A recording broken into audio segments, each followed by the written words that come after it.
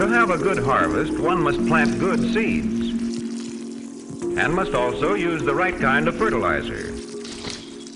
The carrots have grown large and firm. How good they will taste. Well, happy Halloween, ladies and gentlemen. It's a very frightful day. And if you were a good listener and you decided to follow along with us and watch the movie Hold Your Breath on Hulu, that's what we're going to talk about today, because it truly was suspenseful, I think is the word Batavia used, isn't it? Mm-hmm. Mm-hmm. Yep. So before, I'm still all wound up. Yeah. Before we go any further, spoiler alert, if you haven't watched the movie, you're going to know the movie. You should watch it and then come back, because I didn't know going into this at all what it was about. And then I started watching it and I was like, hold up. And we went from there. So, yeah, I didn't know of this. Basically, it's disaster of, a decade or so. So yeah, it was new news to me. But I blame my lack of curiosity in the public school system here in Chicago. Yeah, I never learned about it.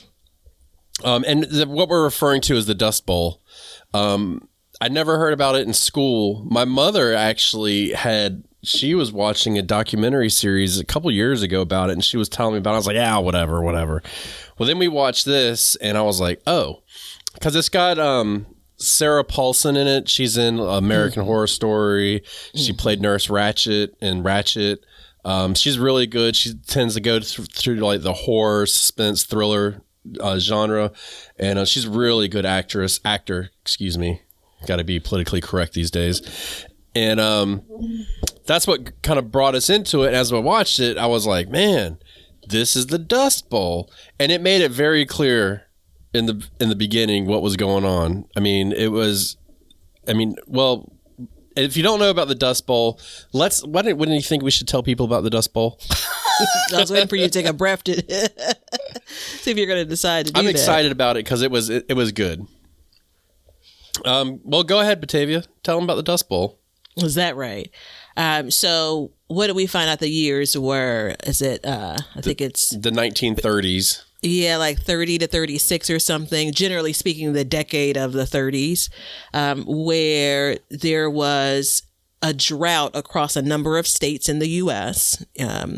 Specifically, the focus was on places like Texas, Oklahoma, and western Kansas, some parts of Colorado, New Mexico. So there was a drought that was like a number of years in the making, and that in turn led to a lot of the soil being super duper dry, and in turn that led to, like, you think about windstorms and then think about like dry dirt blowing around in those windstorms. Some folks have described it as like the black blizzard. Yeah. And so there were a number of effects that are connected to what we talk about every day. Health effects, effects on people's ability to earn, to eat. It was really a dark time, no pun intended by kind of the idea of dirt flying around, for a number of years. I think that it's been noted that things started to improve notably towards the end of the 30s. So you're talking about a decade. Yeah. And I read this is over 1 million acres that was impacted. If you get back to like the gardening of it all, the farming of it all, 1 million acres. It's even hard for me to wrap my brain around, even naming those states, like 1 million acres. Yeah. And I mean, when I was watching it, and we're going to talk about the movie too, but just to kind of put it into perspective for you, I started, I was doing a little bit of research because I was like, Batavia and I knew we wanted to do something where we watched a movie and talked about it on the show for Halloween.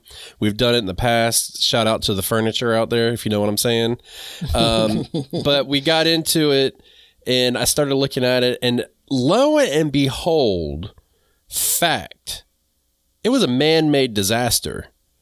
That was the alarming part of it. And so basically the way it worked out was it was the beginning of World War I, and wheat harvests were like gold. They were just coming in and there was booming really big. And people were, it was just amazing. But when you started hearing about record wheat prices, people were like, we got to grow more. And when you plow, you want the rain to come because it settles that soil. Well, at the exact same time, farmers were getting gas-powered tractors for the first time, and so they just went crazy making farmland. And then coinciding with this drought, you can see because they tore up all of this virgin land, there was not enough rain and grass to hold the dirt down. And so you started to get these dust storms. And I mean, to put it in perspective right off the bat, there was a dust storm that would come through and it would bury an entire house. Like the house would be under dust. You would see the peak of the roof. So, that's what we're talking. We're not talking about, oh, it's this little dust storm. Let's go inside for a minute. It's like, oh, Lord, this is really bad. And that brings us into the movie in which that's what it focused on. It focused on the dust and what they did in order to keep themselves healthy during this time. People were dying from breathing in the dust, not just from being trapped outside, but from actually breathing it in and getting sick from it. And at that time, there was less of an understanding, clearly, than we have when it comes to some medical conditions, the impact of inhaling that much dust at that level of frequency and the more long-term impacts it's going to have, right? Like if you're, caught outside in the middle of one of the higher moments of the dust storm, right? Because it wasn't like dust was like whipping around all day, every day at a high intensity. Clearly there was most times dust in the air, but when you got to that high point where it's really whirling around and you get, trapped by it, well, yeah, you're going to find, people that didn't survive it, but that doesn't mean that you stayed in your house and you were healthy. Well, no, it's literally everywhere. I mean, I found it interesting that, Sarah Paulson, the main, what was her name in the movie? Do you remember? No, I don't remember. Well, we're gonna have to call him by her real name. She was obsessed with cleaning her house because, it's not like a house now. There was holes in the wall, the houses breathed back then. If it was cold outside, it was cold inside. There was no insulation. I mean, if your fire went out, you was fitting to freeze. End of story. And, she was obsessive about cleaning it because she had already lost a child and she was dealing with that trauma. And what I found to be the scariest part, other than living through this, was the psychology part of it. It was really interesting because you had, she was very obsessive about cleaning and sweeping and getting the dust out and, secluding the kids and making sure that they would breathe, the cleanest air they could with what they had. And then you had another family who the lady just kind of gave up and the kids were dying. They left in a dust storm. The dust storm buried their family. I mean, it was like, trauma after trauma after trauma, which was what this whole movie was about, was just trauma building on this lady. And it was amazing to see. I mean, they were staying alive via a cow that they were just struggling to get milk from. And that milk that they got from that cow was what was keeping them alive. And it was crazy because the bedtime story she would tell was the story about how beautiful the wheat was that grew before the dust storm. And you could go outside. It looked like a nuclear war. It was truly scary to me to see that and to think that we caused that. I mean, we had a little bit of help from a drought, but you coincide those things together and it's insane. Yeah, and I think they didn't elaborate on it and they didn't show it, but kind of 15 years ago, I probably wouldn't have drawn this conclusion. The milk was keeping them alive. That cow was keeping them alive. I'm sure there was some trading going on as well, right? It wasn't just that they were consuming milk and that's the only thing that they had. I would assume that there is some trading of other resources, some bartering that was going on. Well, she said that it was keeping them alive. Do you remember? Well, yeah, she said that this cow is keeping us alive. Yeah. But I think that, I think the resource of the cow was my interpretation of it. And again, I can make it up to be anything I want. I assume people back then, again, you just weren't consuming milk if you had a dairy cow, right? The person that actually had a little bit more money to buy some things from wherever, maybe you're trading some milk with them. So, I mean, it's logical, right? But yeah, I mean, I think that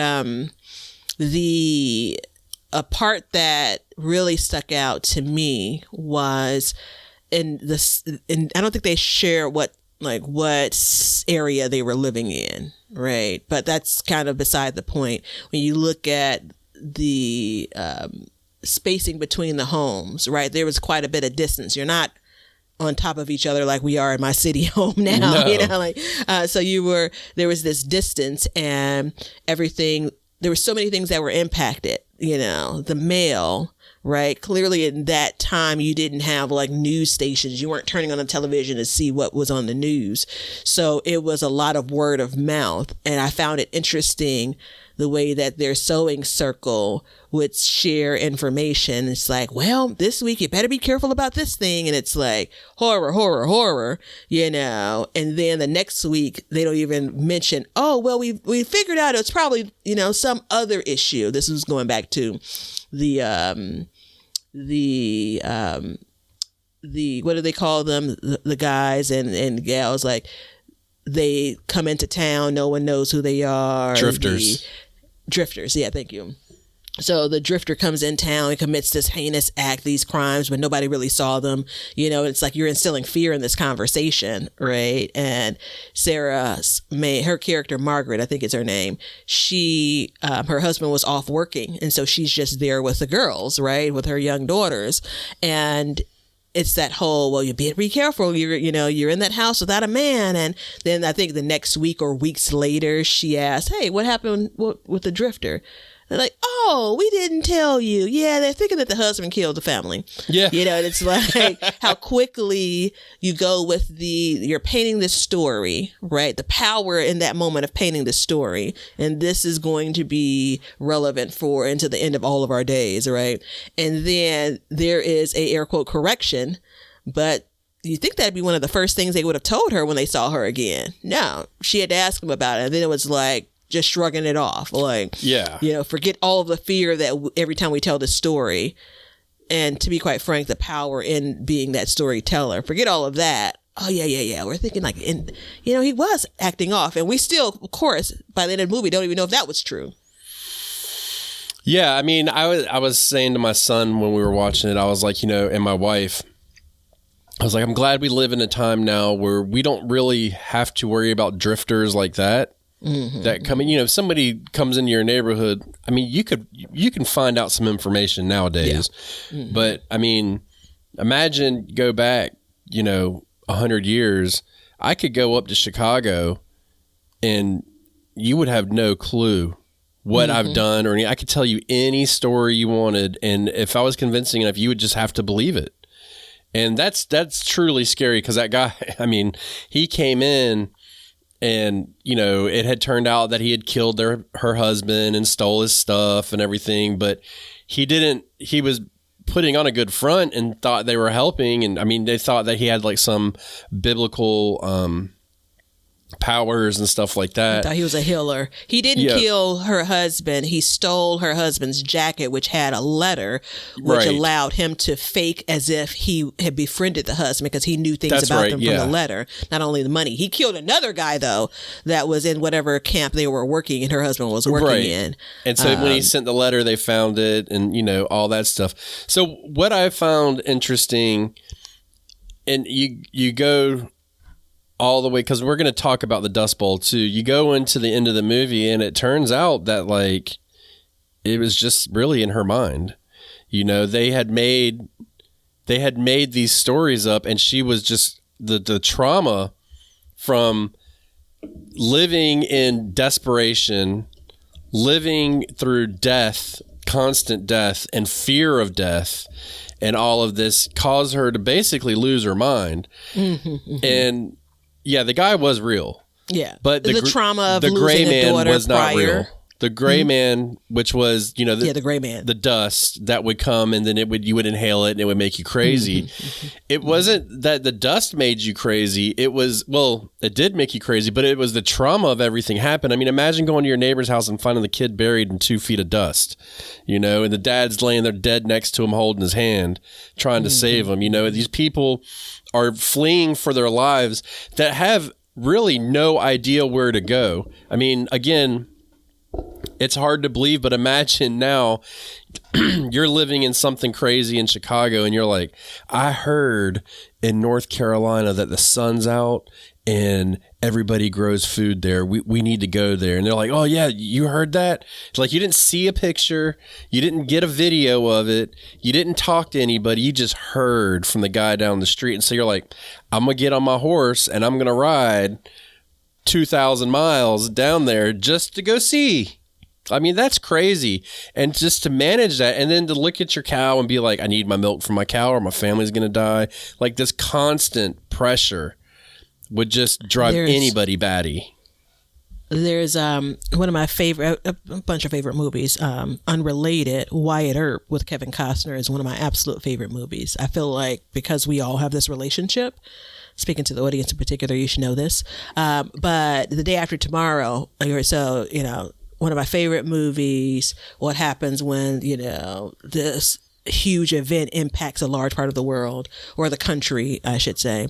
There was a group of people that wanted to leave what was looked at to some as a safe space when they were in New York. And they decided, we're going to head out, and then if you haven't seen it by now, here's your spoiler. When the next time you see this group, they're all frozen and dead. Yeah. And so you look at, going back to the Dust Bowl, they were, for all intents and purposes, stuck.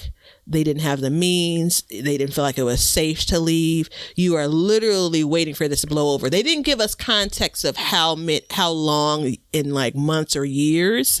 We know what the true story is, right? The length of time this lasted. They didn't give us the context, but it was very clear that it had been a good while, right? So you're waiting for this to, no pun intended, blow over in this movie, right? And all you have is hope that rain's going to come. Yeah. Hope that, this dust is going to settle, So remember, going back to what Young Ben described as this drought and then farming practices combined led to this topsoil drying out. And because it's not being, there's rain that's not coming down, it ultimately turns into this dust.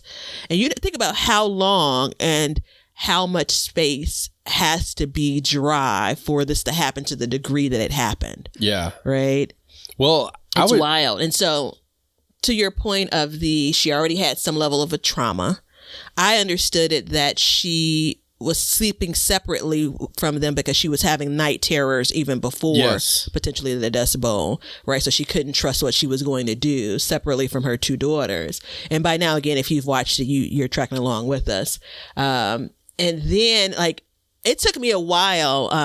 I'm a little scary. Like I needed to watch it during the daylight because the filming technique, you know this better than I do. Like it was kind of dim, just basically the whole movie.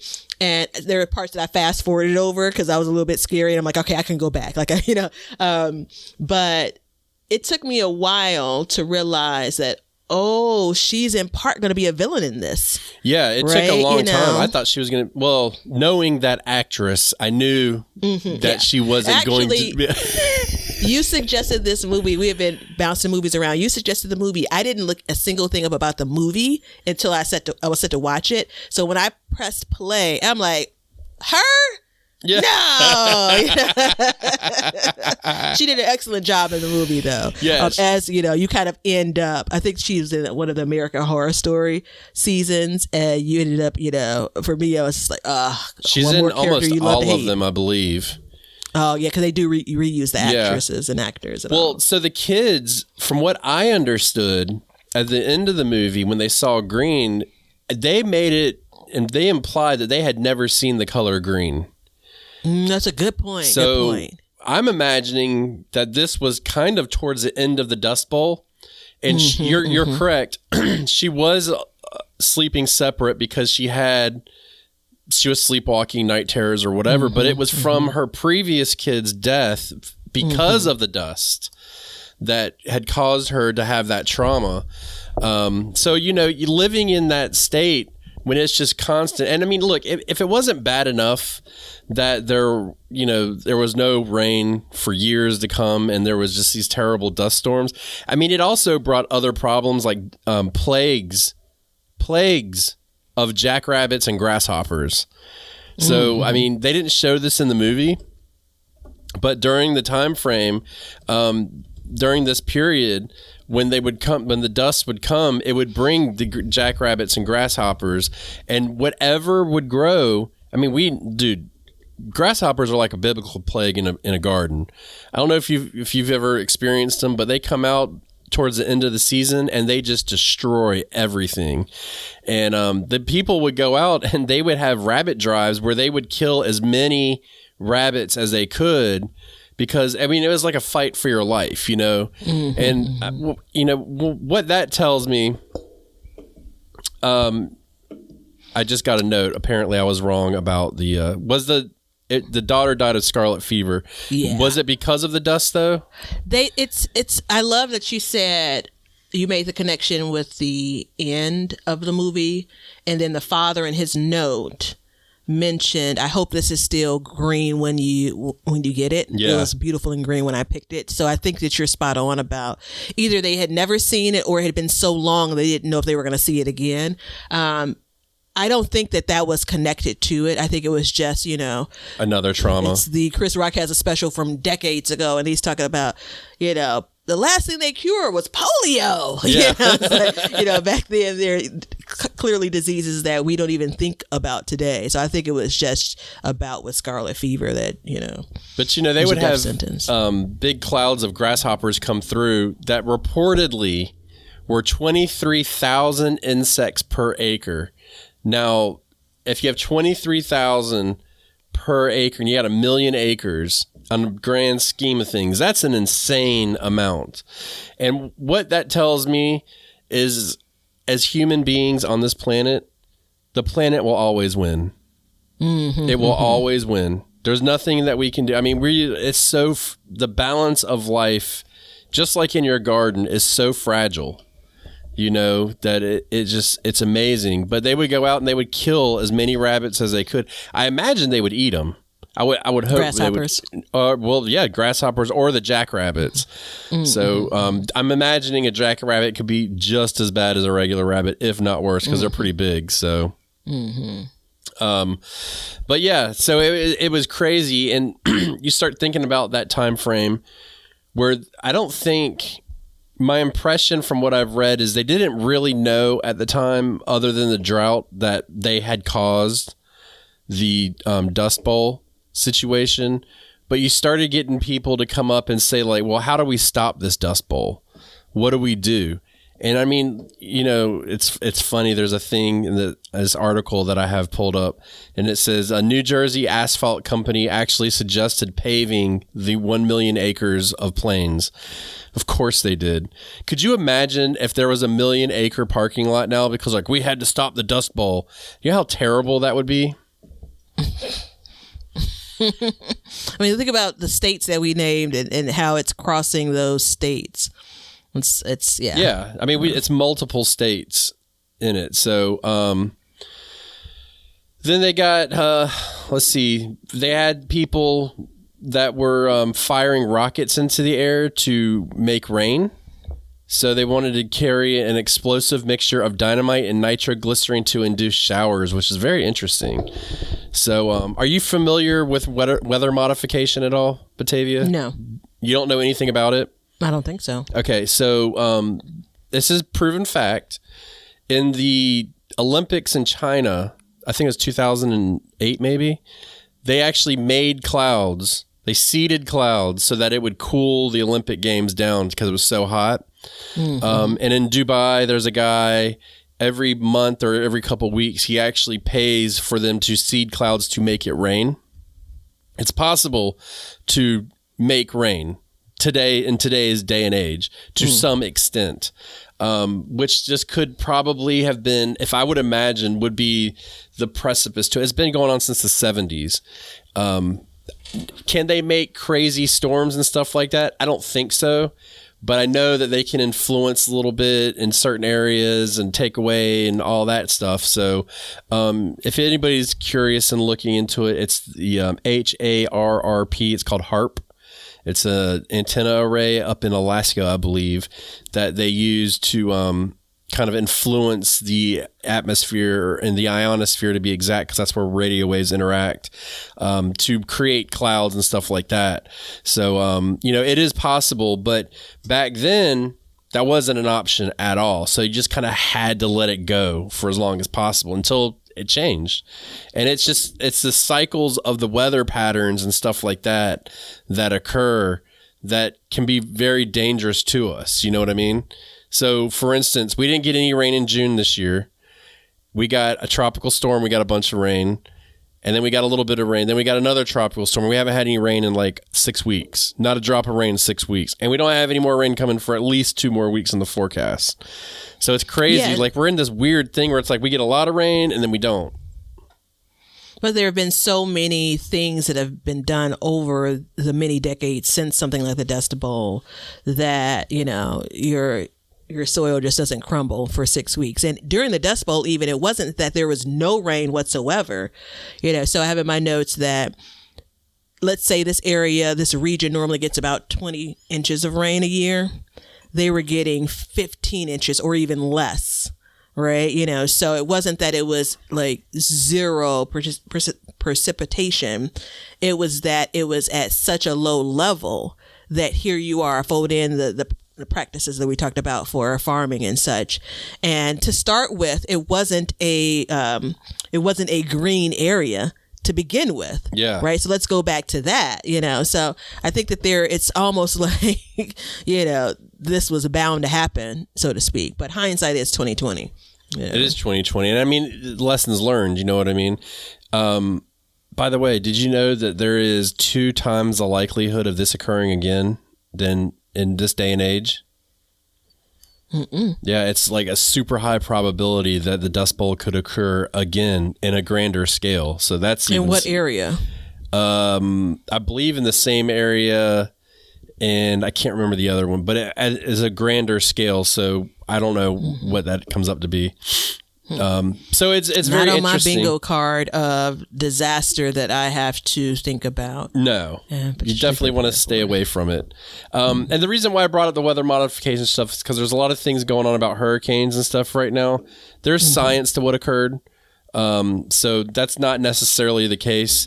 But if you look at what happened in like Asheville, North Carolina and stuff like that, there is like legit honest science that occurred, and it just was a bad scenario. But these things have happened in the past, which is really important. I know like South Dakota, maybe either South or North. I'm sorry if you live there. I get them confused. Forgive me. They're in one of the worst droughts in the country right now themselves. So, it happens all over the place. I mean, hell, a couple of years ago, we were watching lakes dry up in California and Nevada and stuff, and now they're filling back up. So it's all cyclical, which brings up the conversation just to touch on about climate change. Mm-hmm. And so climate change isn't necessarily what I've always read and heard is this, not necessarily like the heat's rising. It's extremes, like really dry, really wet, really hot, really cold. Like the in between kind of gets murky. The number of records that we continually break in different fronts related to the climate. But it's not just about heat.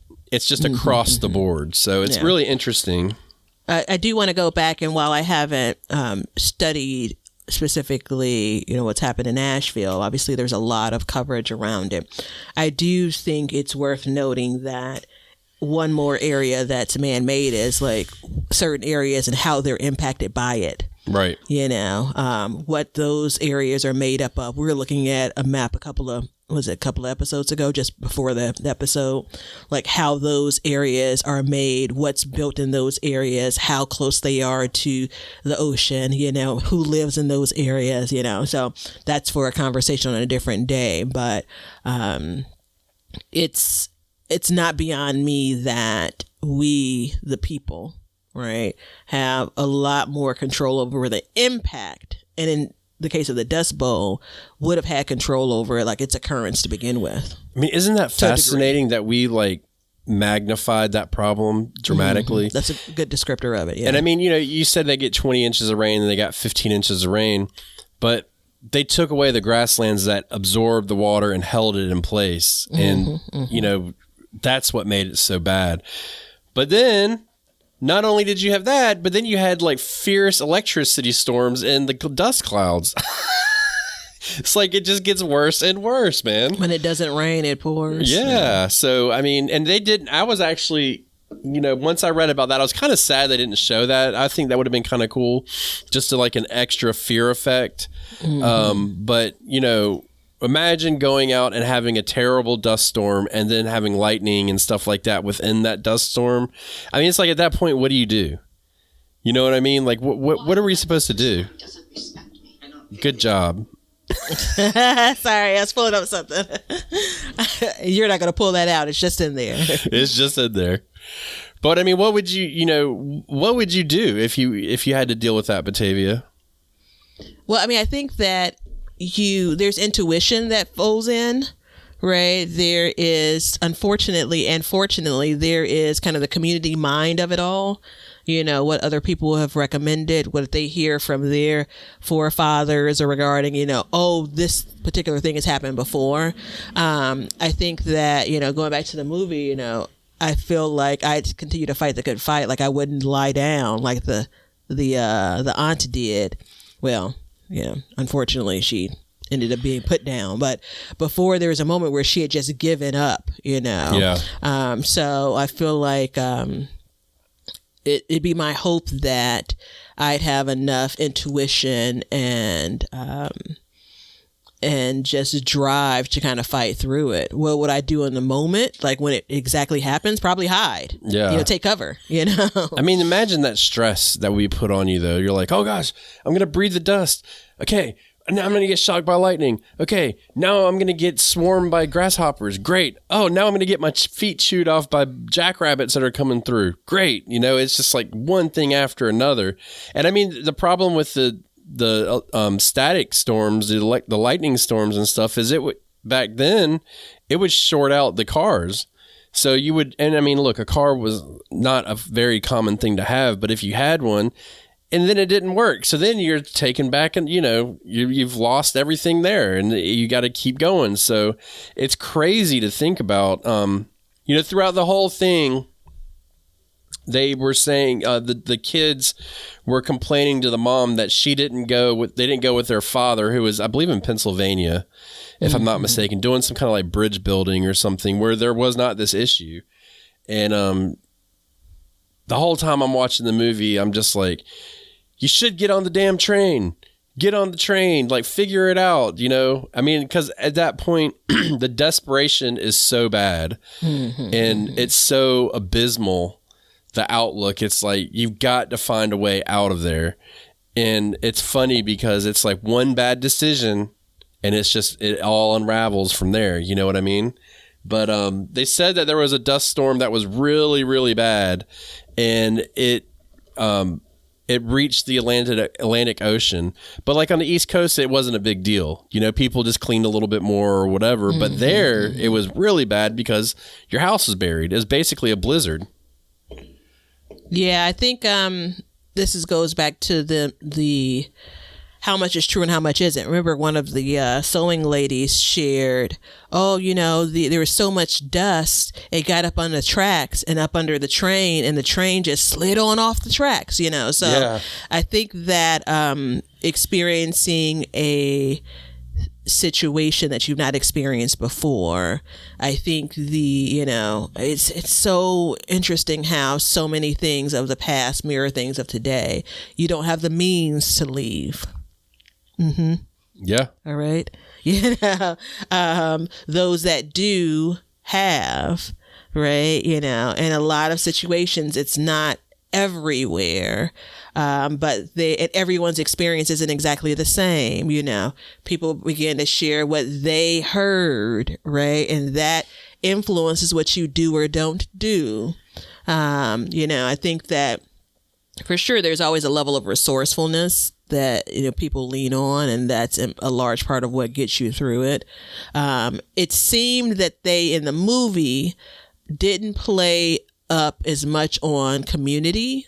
Like, sure, there were more than just, Margaret or, real life Sarah and her daughters in the movie. There was more than that, but there wasn't as much community leaning in and helping, like it's a part of the story that they were telling, which I get.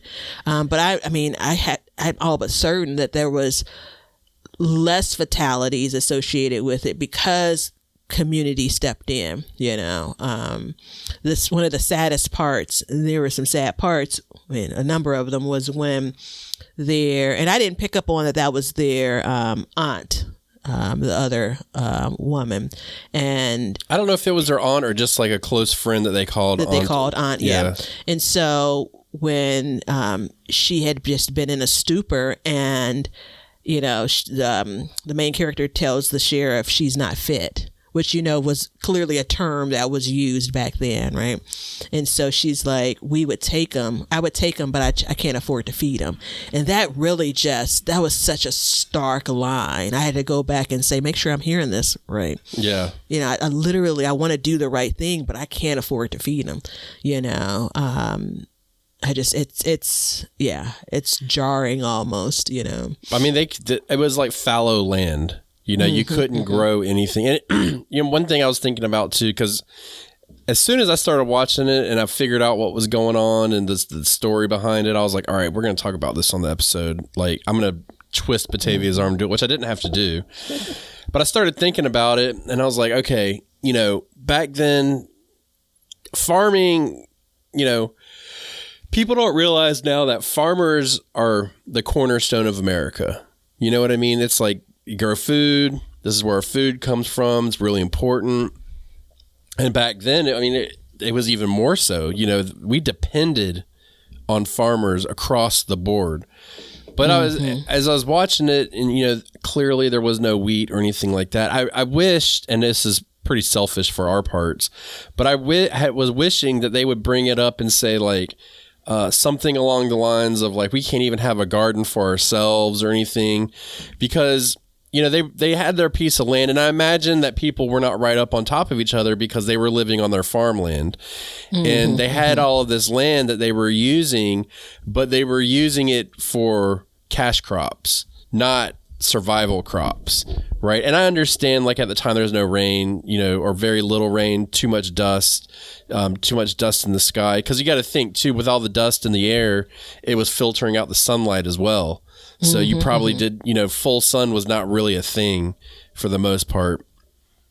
But I was wishing that they had showed something like this, because this whole time frame starts to really, this is the Depression, this is World War I going into World War II. And what is a big thing that was occurring in World War II? Victory gardens. And so, it just kind of, unfortunately there's a little, and I know it was a little bit before that, but even showing that aspect of it would have been interesting to me, because I'd hate to think that if you lived in the 30s and you lived out in the middle of nowhere and you had a big farm, that you didn't have at least a little plot cut out for you to grow some food for yourself. You know what I mean? Yeah, I think that, we talk about, when folks talk about, I'm not able to grow a garden. And in some cases, it's the expense of it. But a lot of cases, what I hear is I don't have the land to do it in. I'm renting, or, the area that, the home that I live in just doesn't have the space to dedicate to it. We don't often talk about, fallow land, right? Like, It's just like, no, there's no real good growing space here. Like, hard stop. And and maybe it's just a blessing that it's very hard to imagine that. Yeah. Well, because it got to a point to where the government actually came in, they stepped in and they said, okay, we got to stop this. And so what they ended up doing is the government purchased starving livestock for $1 a head. So each cow was $1, basically. And then if they were healthy enough to be butchered, they could get up to $16 a head. And then the meat was used to feed homeless people and stuff like that. And then the Soil Conservation Service, established in 1935. So around this time frame, clearly this is what started this area of the government. They paid farmers to actually leave the ground idle. Don't plant your farm. And then they started using land management techniques such as crop rotation. And what everybody loves this, and we're gonna talk about this coming up shortly, native prairie grass. We're not going to talk about grasses, but native plants and stuff like that. So that was the big issue, is when they tore the grasslands away, they took all the native plants out of there. So you didn't have that. So then they, crop rotation would bring it in.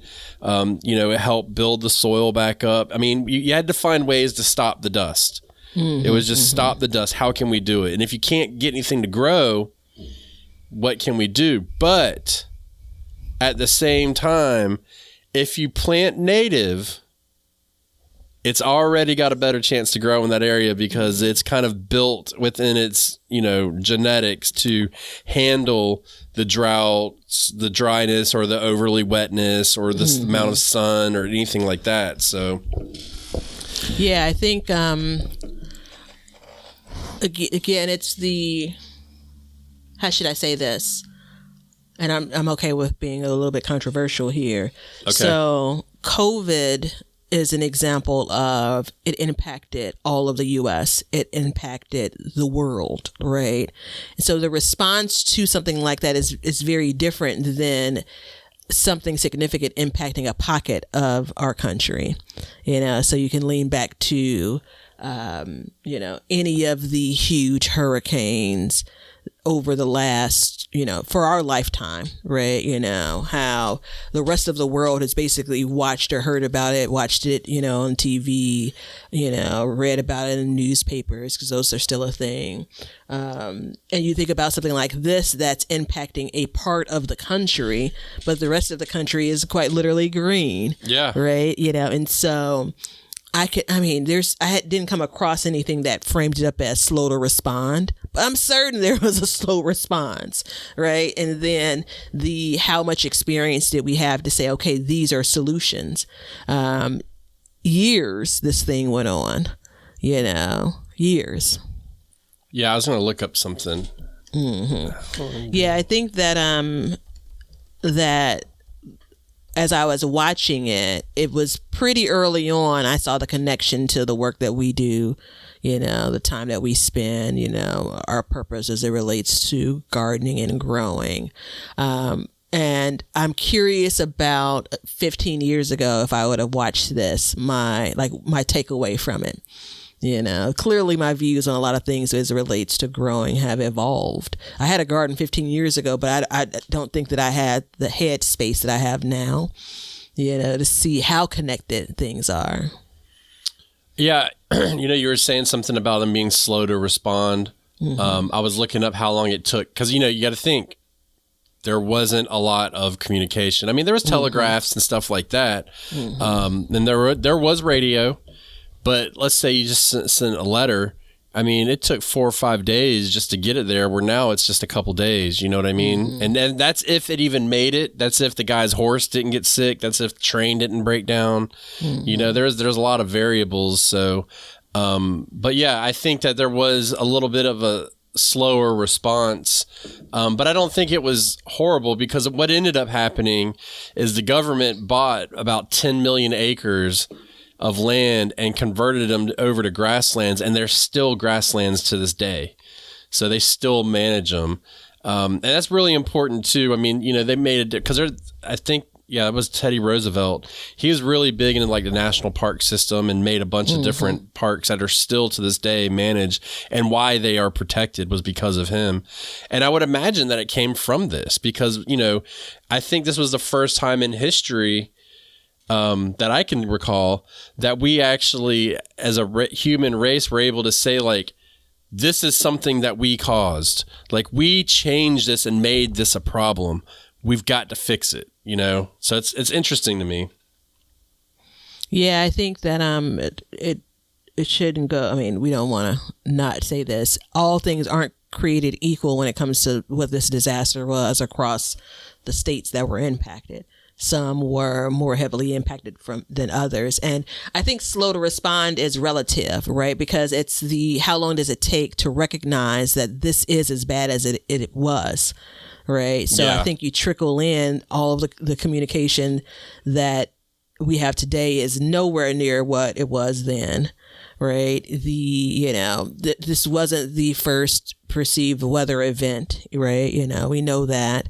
We had already, 1930, we had already been through, a plague, 1911. Right. So it wasn't that, horror and the impact on citizens like that existed, long before this. But this is a unique type of situation.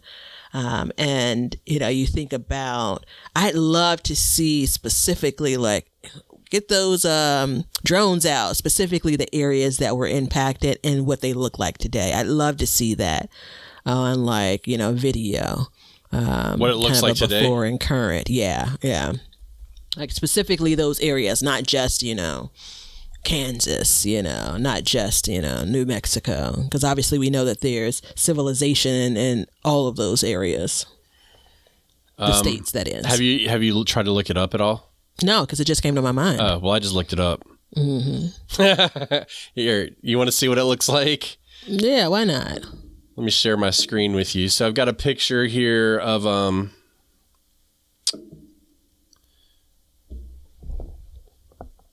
oops. What is this? Yeah, there you go. Even without you saying that the likelihood of it happening in on a bigger scale, even without you saying that, I do think there's power in just being aware, even at this like surface level, to be quite frank, of something like this. And again, how much we played into the beginning, the management of it, and the after. So here's an article by the WWF, the World Wildlife Federation or Foundation. Excuse me, I'm thinking of wrestling. How dare they steal the name? Let me just That's say. literally the reason why they're no longer the WWF for wrestling. I know. So yeah, this is it. And they're talking, this is the same area. Mm-hmm. And it's saying the next Dust Bowl, Great Plains grasslands loss slows overall, but rises in South Dakota. So, maybe this could be another area, because like we said in the beginning, earlier, it's a high chance. So it's very, very scary to think about. So overall, I thought the movie, it was good in itself, but being a gardener, and then once I realized that it was like a man-made situation, it made it, to me, like it was a little bit nerve-wracking, I would say. What did you think?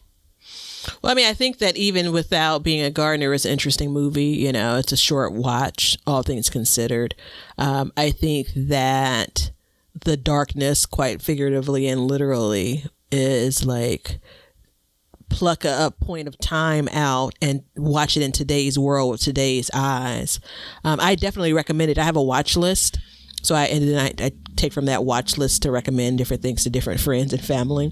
And so I wouldn't make this a carte blanche recommendation, right? I pick and choose who I recommend this to, because it still is like 90 minutes or something. What is it, 75 minutes or something like that. As a gardener, like, it's hard for me to believe that you're still here in the episode if you hadn't watched it already. Yeah.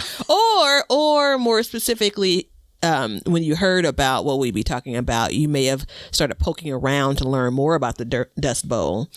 And if you did that, I think it'd be pretty cool if you have an opportunity to watch the movie. Yeah. I always love the, fiction of it all, but then like how many documentaries have I, like dramatizations have I watched, and then I'm out there searching like, was this true? Did this really happen? And that's the idea. That's the idea of it too. We didn't really get into the urban legend aspect of it and the way rumors spread. We want to leave that out there, but definitely want to look into that.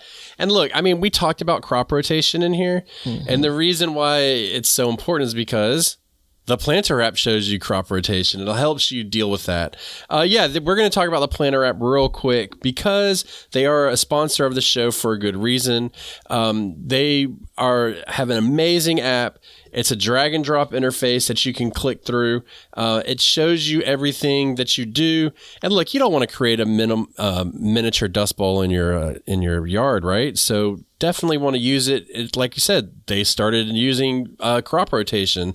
So you can go through your past garden plans that you've made and then switch through them, look and see which one's which, how you can rotate your crops to be most effective, and use a drag and drop interface. They have the red and green dots that will help you to determine what is combative and what is companion. And then also different types of like mulches that you can put on there visually, so you can keep track of, you use wood in one bed and grass in another and hay in another one. And you can use all that stuff to your advantage. Thousands of varieties. It's available on the Apple and Google Play Store. Check the link below to get yourself a discount on it. It is a great app. It is currently and always has been updated and features added to it. It's grown into an absolute monster that is a cornerstone of our gardens. So check out the Planter app. That's the PLANTER app. All right, I got a question for you. So this question comes from the Backyard Gardens Community Garden on Facebook. Come join us and send us a question on there if you'd like. Carrie writes, "Hey, Carrie. How do I better plan and implement multiple plant types into one bed? While I do have 4 different raised beds, all 4x8, I don't want only 4 separate crops. I want 20. LOL. Example, instead of 6 tomatoes in one bed, I'd like to do 3. But what do I plant to share space, and how does that affect my watering and fertilization?" There is a whole lot in that question. Yeah, my head's getting foggy with the questions that we reviewed for an episode, the questions we've covered in an episode. I'm like, we talked about this. No, we didn't talk about this on air. All right, what do you think, young Ben? Oh, you're going to leave it up to me? Yeah, okay. Like if we were still doing mini-sodes, I know. This would be a perfect one. Actually, it's probably longer than a mini-sode, but go on. It is. So very quickly, we literally, before we read this question, we just told you how to do it. And honestly, the Planter app helps with that. It's all about that companion and combative planting is one aspect of it. The other aspect is learning how plants grow and what plays well together. You obviously don't want to put something that's going to overshadow another plant in, anything like that. I like to monocrop my beds, and I realize that I am one of few who like to do that. I know that the majority, and I would go as high to say 90-95% of the gardeners do intermingle plants inside of their garden beds. And so there's all different ways you can do it. So what you want to do is you want to look for like plants that have like fertilization, like watering needs, and you want to plant those together. But again, look up and read about companion and combative planting. We've talked about that on the show before. We've talked about it on our YouTube channels, stuff like that. But it's all about the spacing, and it's all about plant requirements. And you just have to, the thing that's in this day and age is kind of tough is you have to just kind of figure it out. And that's my opinion. You got to just kind of work through it. You've got to plant the stuff and see how it plays. There's simple rules, and I have a simple rule is you don't plant your cabbage and your tomatoes on the same day. That's just end of story, right? So you can eliminate that, but you go through your summer plants, and then you can narrow it down from there. For instance, like one combination that I have used before and I will use again is tomatoes and peppers.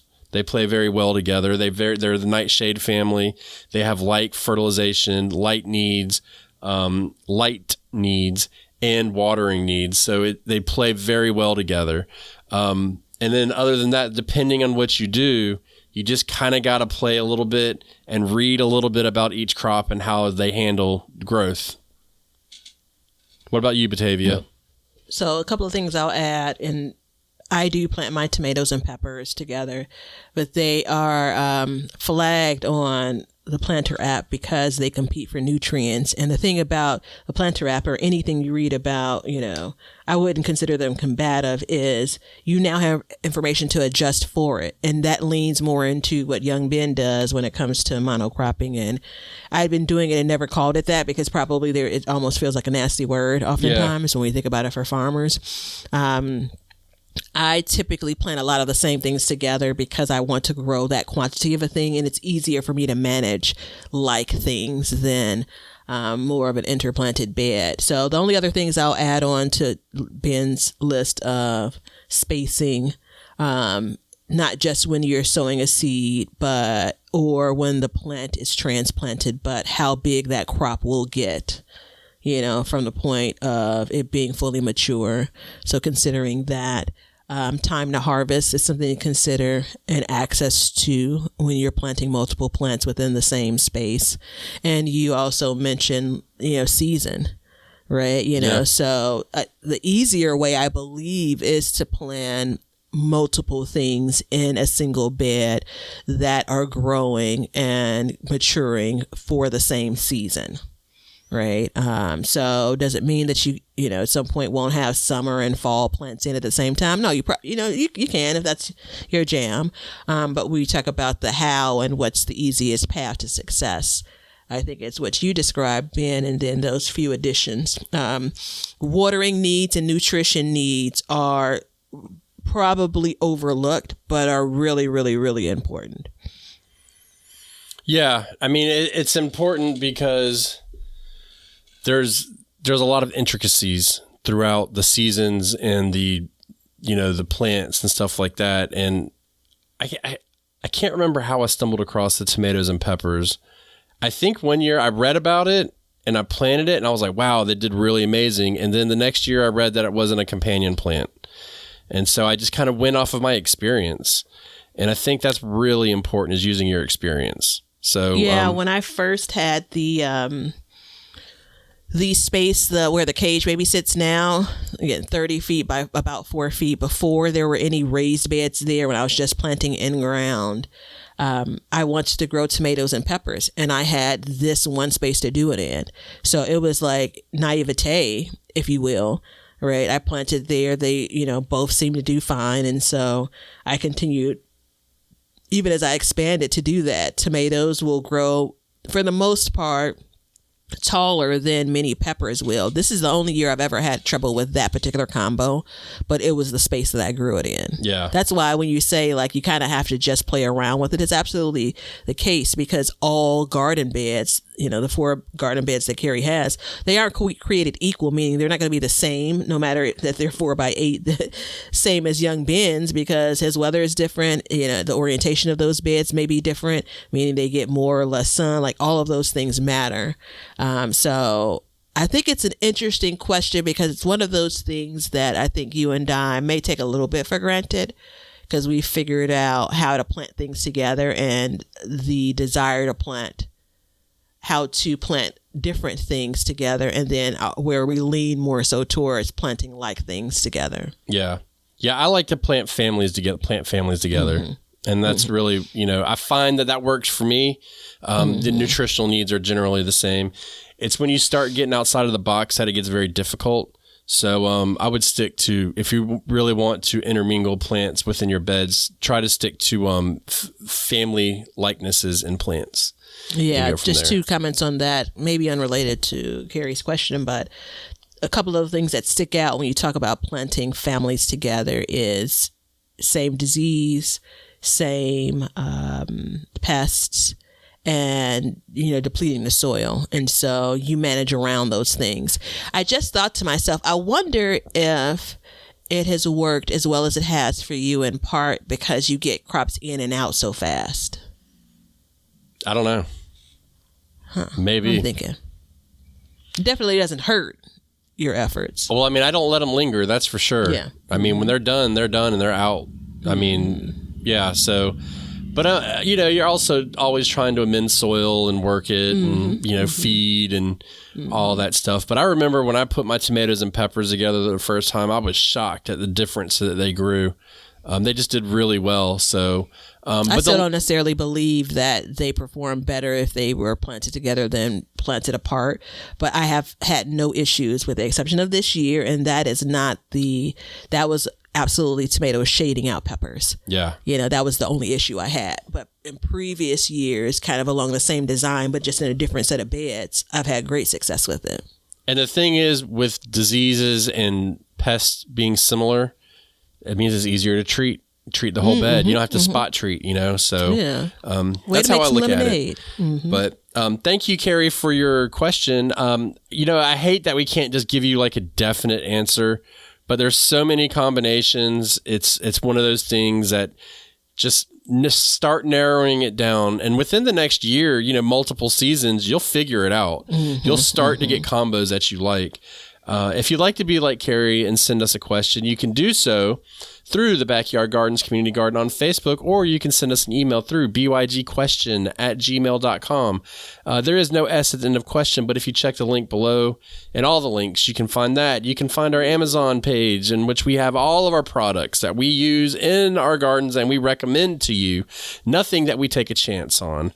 We also have our seed shop that you can buy seeds from us. Our new seeds should be coming out within the next week or two.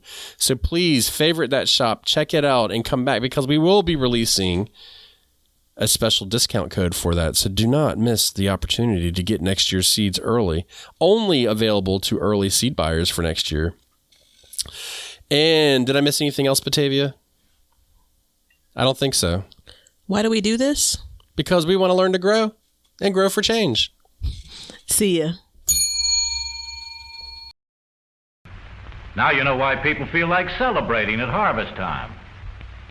All over the world, people have feasting and good times when the crops have been gathered in. Well, we hope you enjoyed the show, and thank you so much for listening. If you'd like to support the show, you can do so by checking out our seed shop below. We have all kinds of seeds available for you, and we're going to be adding new seeds shortly, so check that out. Get yourself some seeds. It's free shipping, over $35 orders. So go ahead, get a full garden. What are you waiting for? Order your seeds and stock up. Or you can become a subscriber. You can either be an Apple subscriber or a patron, and that will help support the show. You'll get one free episode every month, an extra episode, that is. So we definitely would love to see you over there and become part of our crew. Join the Backyard Gardens Community Garden in Facebook. That's free. Go ahead, join that, and join the community where all the listeners get together and they can help each other out with their trials and tribulations and just show off their gardens. There's not a better way to do it. And if you're curious about what's going on in our gardens, you can check out our individual YouTube channels. So I'm at Sandy Bottom Homestead, and Batavia is at Be Better Garden. You can check that out and see how each of us are growing and what we talk about on those, because a lot of times we will coincide with the podcast and help add information in that maybe we didn't get out in the show, or we feel that's pertinent at a certain time of year. So check that out and enjoy seeing our gardens and what we do in them. And we have an Amazon store which has all the products that we use and recommend in our gardens, and it helps support our show. And we also add to this list periodically, so be sure to check it out periodically to see if there's anything that you need for your garden. Everything that you do, including a like and a subscribe and even a review, will help us learn to grow and grow for change. See ya.